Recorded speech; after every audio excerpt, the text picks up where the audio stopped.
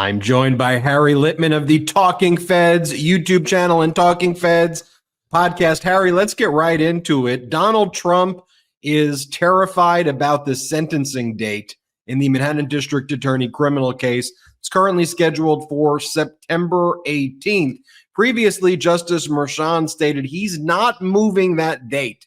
And Justice Merchan said multiple times, do not file anything requesting that the date be moved. My intention is to proceed with that sentencing date on September 18th, providing nothing changes in any kind of prior rulings as a result of the absolute immunity challenge. So Donald Trump takes the do not as an invitation to request an adjournment of the September 18th sentencing date. Trump sent a letter through his counsel, Todd Blanche, and the letter says not only move the sentencing date, but the letter also says prohibit the Manhattan District Attorney's office from even filing any documents that reference the sentencing, because that would be prejudicial to Donald Trump. It would hurt his feelings if they did that. And it's really in the letter. I mean, we could dig into just some of the language, where they're saying, the reputational interests that the Supreme Court was trying to protect of Donald Trump's means people shouldn't even hear negative things about him in court records. That's what they actually said in this letter. Merchan's yet to rule, despite somebody on social media claiming he made a ruling when I was like, show me the document, and it wasn't there. But there's no ruling as of yet. Harry, what do you make of this development? All right. So a few things. First, the confusion that I think that somebody was just talking to you about.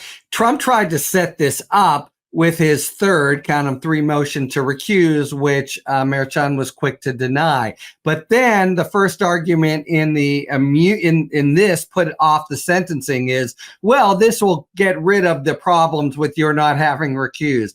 What problems? There are no problems. Second, on your notion of it'll hurt his feelings. See, some clerk on the Supreme Court happily earned his pay that day coming up with the opprobrium of this. So that he quotes the court, does Trump, saying it will subject him to the opprobrium, the sort of stench of being sentenced. But of course, that's what sentencing does. What's really going on here is every single time that the prosecutor, including here, Bragg, but anywhere around the country, wants to move things up or cite the public interest in knowing things, Trump screams, you're politicizing, you're politicizing.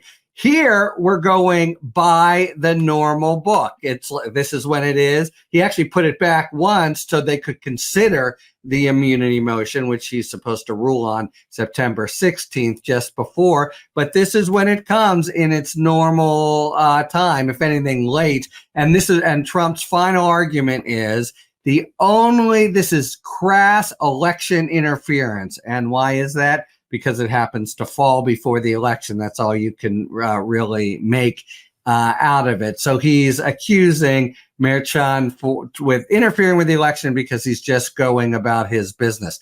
There's an interesting dynamic, and it's the other part of his letter, Ben, which he's making it clear that however the immunity argument, and that's his argument where he's saying you should give me a whole new trial based on the Supreme Court immunity decision. Why should that matter with a candidate, not a president, paying hush money to a porn star? Well, because maybe there was evidence heard that shouldn't have been heard. Give me a new trial on that. He's saying he's going to appeal that, which he will. And if Merchan turns him down, as I think he would around September 16th, and he's going to try to piggyback this onto it. He's as much as saying so in the letter. So he's going to say, this is immunity. I get a right to an interlocutory appeal because I have a right not to go to trial. And you have to take sentencing off. But if you think about it for a second, what's the interest in not having sentence pronounced, not having the words come from Merchan's mouth? It's very hard to see, right? There's nothing that really trenches on immunity there. But that's going to be the fight we'll see in the 1 or 2 days before sentencing. I'm going out for sentencing, so I'm assuming he won't succeed. But that's his final gambit. He's basically taken arguments that haven't succeeded in the past and saying, based on them, and because it would be election interference, don't sentence me at all. So what do you expect is going to happen? I mean, I think Justice Merchan still has to hear the absolute immunity arguments. Trump submitted his briefing. The Manhattan District Attorney submitted their opposition. You and I covered that. So that will be heard. Is he going to rule, Harry, that one on the papers? Is he going to hold an actual hearing on that? And then the ruling on that is very shortly before the sentencing hearing. So there could be a ruling and then get right into sentencing. Now, obviously, if the court finds that there was reversible error or finds that there's absolute immunity, changes the dynamic of the underlying trial where Trump was convicted on the 34 separate felony counts, there's not going to be a sentencing because there's not going to be a case. But, I thought there'll be a new trial. Yeah. Or a new trial. Yeah. I thought the district attorney's argument, though, was very compelling. These are not official acts. They're not core constitutional functions. Even if they were official acts, this is not reversible error. It's minor, if anything. So what do you think is going to happen?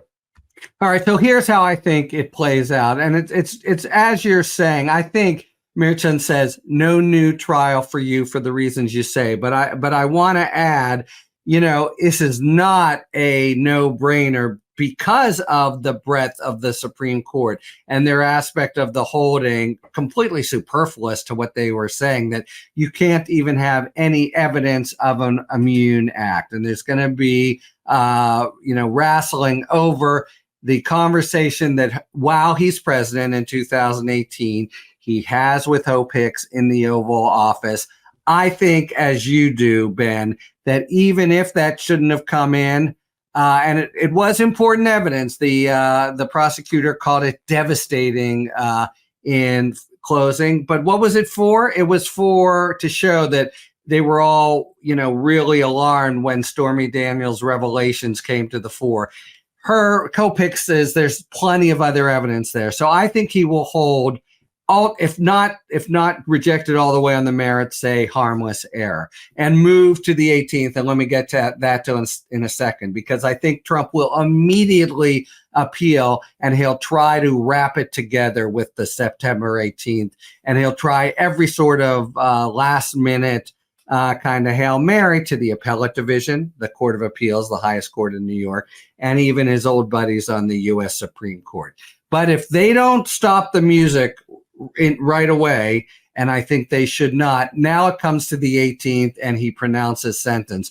And if I can talk about that for just a sec, there's a pretty robust debate, kind of 50-50, about whether Merchan gives him a few months or, a lot of these cases don't result in time. My best guess, he will. There's all kinds of things Trump did besides the basic violations, including the total obstreperous, contemptuous behavior with the gag order, etc.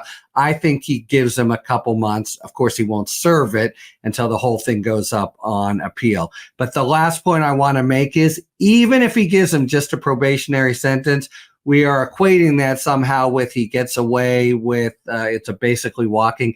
It isn't. Being on probation in a state court is a real restriction on liberty. You've got to ask permission to do a lot of things.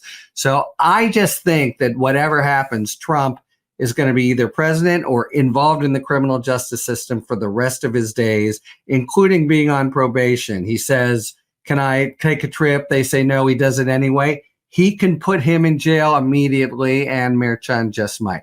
So anyway, basically, the big thing is, will Trump be able to get a Court of Appeals, appellate division, or New York, or even the Supreme Court to freeze the sentencing itself? To me, that would be a bad overreaching ruling. Nothing about the sentencing should be wrapped up in the immunity appeal that obviously he's going to take, and he will be able to take immediately. Harry Litman, your Talking Feds YouTube channel, growing pretty rapidly right there. Going to hit, I think, 500,000 subscribers soon. Everyone should go to it because It's one of the places I go to freshen up on my own kind of legal skills because no one knows it like Harry. So you should all check it out as well. Talking Feds, YouTube, Harry Littman. Always an honor to have you on our channel. Thanks, Ben. Likewise. Thanks for tuning in. If you enjoyed this video and other Talking Feds content, please take a second to like and subscribe. Talk to you later.